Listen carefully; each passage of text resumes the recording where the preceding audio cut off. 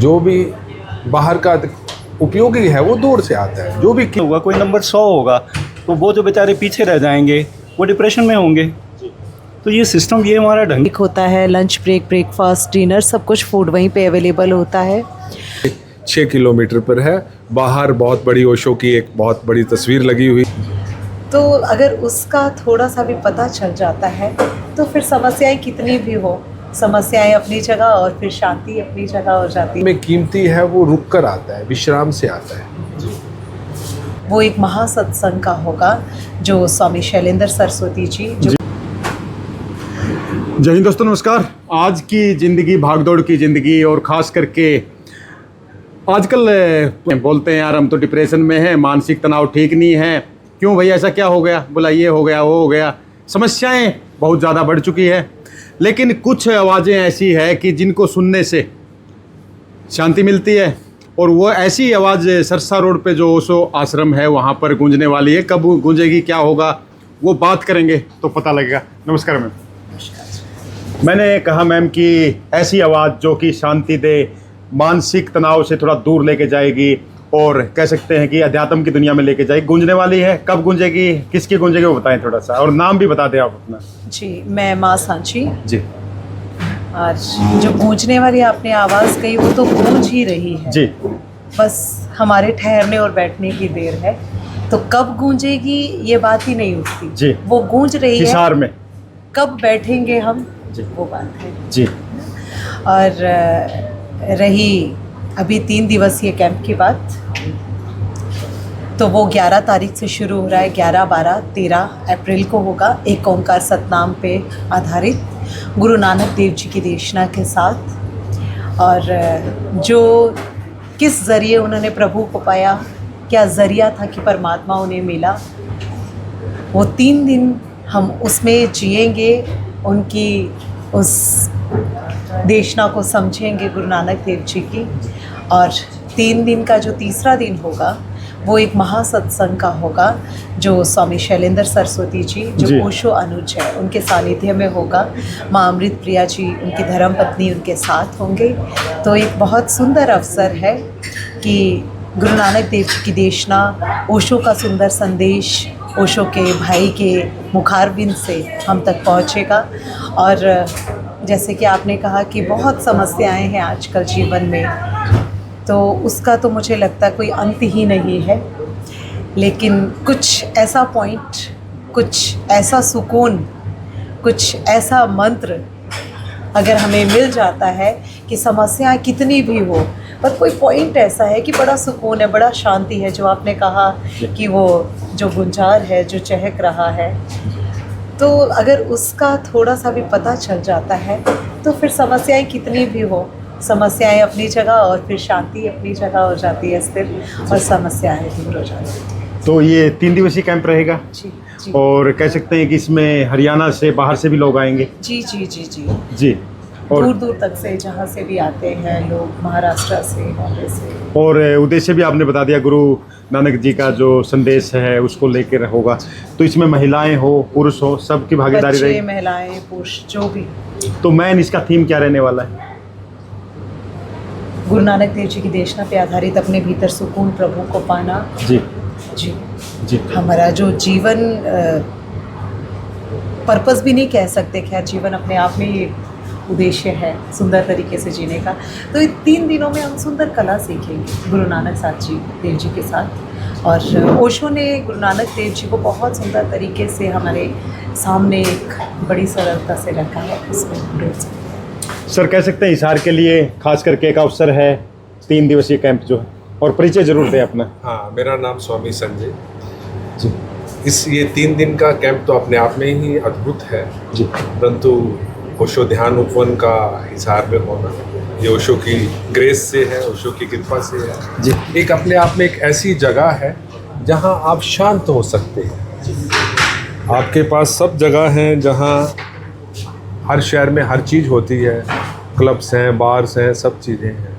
एक ऐसी जगह नहीं होती जहाँ व्यक्ति सुकून में आ जाए, विश्राम में आ जाए, अपने आप में आ जाए। अभी आपने कहा ना कि थोड़ी देर बैठा नहीं जाता। ध्यान में सबसे बड़ी है कि आप अपने साथ जीने लगते हैं। अपना सुख लेने लगते हैं, फिर आप घंटों बैठ सकते हैं। असल में जो भी जीवन में कीमती है वो रुक कर आता है, विश्राम से आता है। जो भी बाहर का उपयोगी है वो दूर से आता है। जो भी कीमती चीज़ें हैं जैसे प्रेम है, शांति है, विश्राम है, वो ठहरने से आता है। तो ध्यान हमें एक तरह से जीवन में वो ठहरने की कला सिखाता है। हमारे पास एक शब्द है समाधि, ध्यान के बाद समाधि। समाधि का मतलब जिसका सब चीज़ों का समाधान हो गया, जिसको अब कोई समस्या नहीं रही।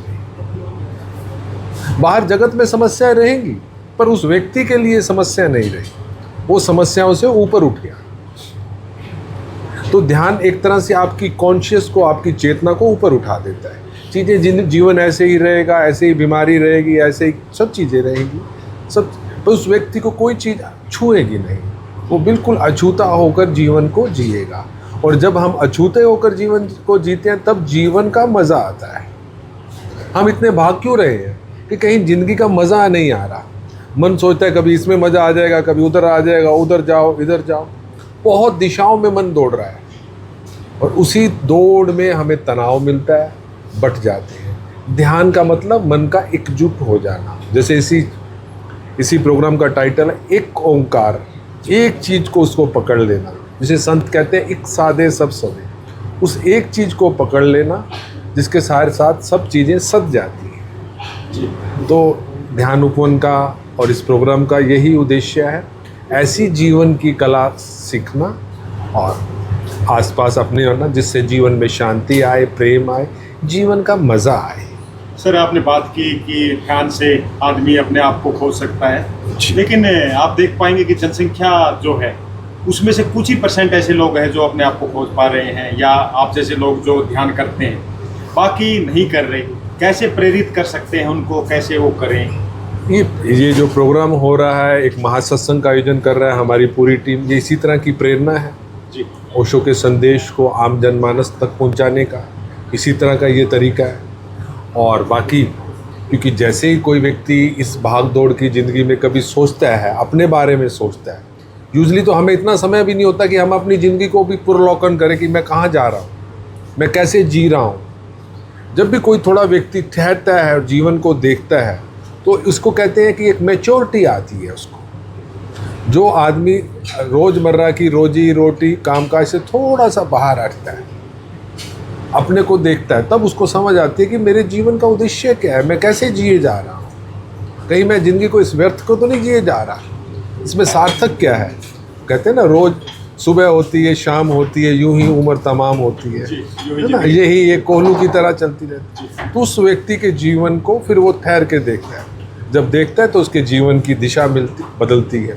तब उसको कोई ओशो जैसा संत, ओशो जैसे युग पुरुष से उसका मिलना होता है, तब फिर जीवन हर क्षण क्षण का मज़ा है। सर, आज का जो इंसान है हर चीज़ में फ़ायदा ढूंढता है। इस कैंप से क्या फ़ायदा होने वाला है, जो अगर कोई आता है? सबसे बड़ा फ़ायदा तो क्या है कि हम अपने जीवन, सब फ़ायदे का मतलब क्या है, फ़ायदे के बाद भी क्या करोगे जी। फ़ायदे का मतलब हम सुख लेना चाहते हैं, कोई चीज़ हमें मिल जाएगी उसका सुख ही लेना चाहते हैं ना। तो ध्यान का बड़ा सुख है कि आपको सुख अपने अंदर मिलने लग जाता है। तो इससे बहुत बड़ा फ़ायदा है, बहुत बड़ा। आपके पास बाहर कुछ है तो ठीक, नहीं है तो आप फिर भी सुखी हैं। ऐसी दशा जहां आप हर स्थिति में सुखी हैं, तो इससे बड़ा फायदा क्या है जी? इससे बड़ा कोई फायदा नहीं। और स्वामी जी, आपके लिए एक मेरा प्रश्न है सर कि आज की जो ज़िंदगी है, पहले इस तरह नहीं होता था। आज से 15-20 साल पहले पीछे जाएंगे तो छोटे बच्चे से लेके बड़े तो है ही, छोटे बच्चे तक डिप्रेशन में आजकल हैं। कैसे दूर होगी ये समस्या? ये जैसा माहौल हम लोगों ने क्रिएट कर रखा है, ये सब उसका परिणाम है। बहुत ज़्यादा एम्बिशन हम उन बच्चों को सिखाते हैं, तुमको ये अचीव करना है, तुमको वो अचीव करना है, इतना प्रेशर उनके ऊपर डालते हैं, टेंशन उनके ऊपर डालते हैं, जो है बढ़ता जा रहा है। तो नेचुरली आप जितना ज़्यादा कंपटीशन होगा, उतनी ज़्यादा टेंशन होगी, उतना प्रेशर होगा, उतनी डिप्रेशन होगी।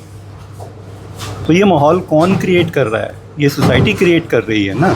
माँ बाप क्रिएट कर रहे हैं, टीचर्स क्रिएट कर रहे हैं, पूरा का पूरा जो सिस्टम है हमारा वो क्रिएट कर रहा है। तो बच्चे तो बेचारे पिस रहे हैं, दे आर द विक्टिम्स। ये पूरा का पूरा जो सिस्टम है यही ठीक हो, तो क्या मान इसका के चलें? सोचने का ढंग बदले। जी, इस तरह के जो कैंप्स हैं मदद करेंगे। बिल्कुल बिल्कुल मदद करेंगे, क्योंकि ज़िंदगी की जो असली बात है वो सेटिस्फेक्शन है, वो प्रसन्नता है। हम कहते हैं नहीं नंबर 1 होके दिखाएंगे हर चीज़ में, अब हर कोई तो नंबर 1 नहीं हो सकता ना। जी। नंबर 1 तो 1 ही होगा, बाकी कोई 2 होगा, कोई 3 होगा, कोई नंबर 100 होगा, तो वो जो बेचारे पीछे रह जाएंगे वो डिप्रेशन में होंगे। तो ये सिस्टम, ये हमारा ढंग ही सोचने का गलत लेकिन है। आजकल गृहस्थी जीवन भी लचर पटर हो रहा है लोगों का। तो एटीट्यूड तो वही है ना हमारा, जी। फिर भाग दौड़ वाला एटीट्यूड है, आग का जो रेशो है बढ़ता स्ट्रेस जा रहा वाला, है। ये समझ की कमी है। जी, हम लोग चीज़ों को समझना नहीं चाहते, हम हर चीज़ का इंस्टेंट कोई ना कोई इलाज चाहते हैं, इंस्टेंट क्योर, इंस्टेंट सोल्यूशन। वो नहीं, समझ के साथ होता है और अपने ऊपर जिम्मेवारी भी लेनी होती तो है। वो समझ हर मिलेगी चीज़ कैंप्स में। से हर चीज़ से भाग के बात नहीं बनती है। ये होता है यहाँ भागो वहाँ भागो, यहाँ नहीं तो वहाँ मुंह मार लो, यहाँ नहीं तो वो चीज़ कर लो, ऐसा एटीट्यूड नहीं चलेगा। बंदे में ठहराव चाहिए, समझ चाहिए और जिम्मेवारी का एहसास होना चाहिए। कैंप लाएगा ठहराव। बिल्कुल यही बातें तो हैं जो वहाँ सिखाई जाती हैं, उनकी तरफ इशारा किया जाता है, मोटिवेट किया जाता है उसके संबंध में। तो मान के चलें कि फायदा भी मिलेगा और कह सकते हैं कि जिंदगी निश्चित जीने का रूप रास्ता भी से, मिलेगा। निश्चित रूप से जी सब मिले। सर, आप आखिर में क्या संदेश देंगे और क्या कहना चाहेंगे कैंप्स को लेकर? मैं देव जी आपके चैनल के माध्यम से या उसके द्वारा ये संदेश देना चाहूँगा कि ओशो ध्यान उपवन एक आम जनमानस को एक जीवन को एक अच्छे ढंग से जीने की दिशा देता है, ध्यानपूर्वक देने की दिशा देता है। और वो है सारी ओशो की देशना।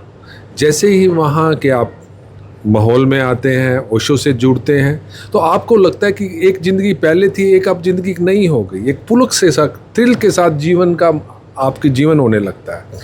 आपको फिर एक लगता है, एक एहसास आता है कि असल में अब तो जीवन तो अब पता लगा है, पहले तो वैसे ही पता नहीं कब जी गए, पता नहीं कब किस उम्र के हो गए। तो असली जीवन ध्यान के बाद ही शुरू होता है, उससे पहले तो हम सोए ज़िंदगी गुजर जाती है, समय चला जाता है। तो मैं आपके चैनल के माध्यम से ये संदेश देना चाहूँगा कि जो लोग भी शांति के मार्ग में, प्रेम के मार्ग में, ठहराव के मार्ग में भीतर एक शांत सुखी जीवन को जीना चाहते हैं, उनका सबका स्वागत है ओशो ध्यान उपवन में। और ओशो ध्यान उपवन समय समय पर विभिन्न संतों की देशनाओं पर, ओशो की देशनाओं पर कार्यक्रम का आयोजन करता रहता है। तो अभी जो जैसे कि हम गुरु नानक देव जी को कि उनकी देशना जपजी साहब को जिएंगे इस आने वाले कैंप में, और ये अभी चल भी रहा है हमारे सेशंस में। तो आपको एक पता लगेगा कि असली गुरु नानक देव जी क्या चाहते थे, किस तरह का मनुष्य होना चाहिए। तो उनकी देशना को, उन महापुरुषों की जो असली साधना की विधियों को हम जानेंगे और जिएंगे अपनी ज़िंदगी को सुख, शांति और तृप्ति से, जिसे या दूसरे शब्दों में कहें जीवन को सत्यम शिवम सुंदरम की तरफ अग्रसर करेंगे। तो यही ध्यान उपवन का उद्देश्य है, यही हम सबका उद्देश्य है। जी मैडम, किस तरह की दिनचर्या रहेगी कैंप्स में?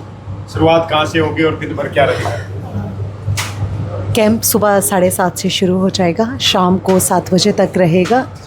अलग अलग सेशंस होते हैं 1.5 घंटे के, बीच में कुछ ब्रेक होता है, टी ब्रेक होता है, लंच ब्रेक, ब्रेकफास्ट, डिनर, सब कुछ फूड वहीं पे अवेलेबल होता है। और सेशंस में अलग अलग विधियों से, शब्दों से, गुरु नानक देव जी की देशनाओं से हम बहुत कुछ सीखेंगे इन 3 दिनों में। तो ये दिनचर्या रहेगी हमारी। तो आ सकते हैं शहरवासी, हिसारवासी, हरियाणावासी, 13 को सबको निमंत्रण। मैं सबसे निवेदन करती हूँ कि जीवन में सच में अगर आप शांत होना चाहते हैं, सुकून पाना चाहते हैं, और सबसे बड़ी बात कि जीवन में अगर आप किसी भी तरह से तृप्त होना चाहते हैं, चाहे वो रिलेशन के एंगल से, चाहे अपने किसी भी एंगल से, तो निवेदन है मेरा कि आके देखिए, क्योंकि शब्दों से पता नहीं चलता। आएँ, अनुभव करें और अनुभव करके उसको जीना शुरू करें और ख़ुद उस रिज़ल्ट तक पहुँचे। तो मेरे कहने पर एक दफ़ा आके आप जी के देखें इसे। शुक्रिया। धन्यवाद। तो साफ तौर पे संदेश है कि सर ने बताया भी है कि हर किसी को मुकम्मल जहां नहीं मिलता, किसी को जमी, किसी को आसमान नहीं मिलता। तो चिंता नहीं करनी कि ये नहीं मिला, वो नहीं मिला, लेकिन एक बार कैंप्स में आए और कह सकते हैं आनंद जरूर मिलेगा, शांति जरूर मिलेगी, और मानसिक तनाव से मुक्ति मिलने का भी बोल दिया कि पूरी तरह मिलेगी। जी जी। तो पूरी तरह शांति, जिसको शांति मिल गई है, चैन मिल गया, सुख मिल गया, तो उसको फिर धन दौलत और कह सकते हैं किसी चीज़ की आवश्यकता नहीं है। उम्मीद करते हैं कि आप इस कैंप्स का फ़ायदा उठाएंगे ज़्यादा से ज़्यादा। और मैंने शुरुआत में किया था कि एक ऐसी आवाज़ जिसमें ठहराव है, शांति है, सुकून है, वो सुनने को आपको मिलेगी। हिसार सर एड्रेस एक बार बता दें दोबारा। ये ओशो ध्यान उपवन सिरसा रोड पर 6 किलोमीटर पर स्थित है। मेन हाईवे पर ये ओशो ध्यान उपवन, यहाँ से आप बस स्टैंड से 6 किलोमीटर पर है। बाहर बहुत बड़ी ओशो की एक बहुत बड़ी तस्वीर लगी हुई है, ओशो का बोर्ड है, वहाँ आप आए, आपका स्वागत रहेगा। खासकर जो 13 तारीख को आप सब लोग शहरवासी वहाँ आए, आपका स्वागत रहेगा।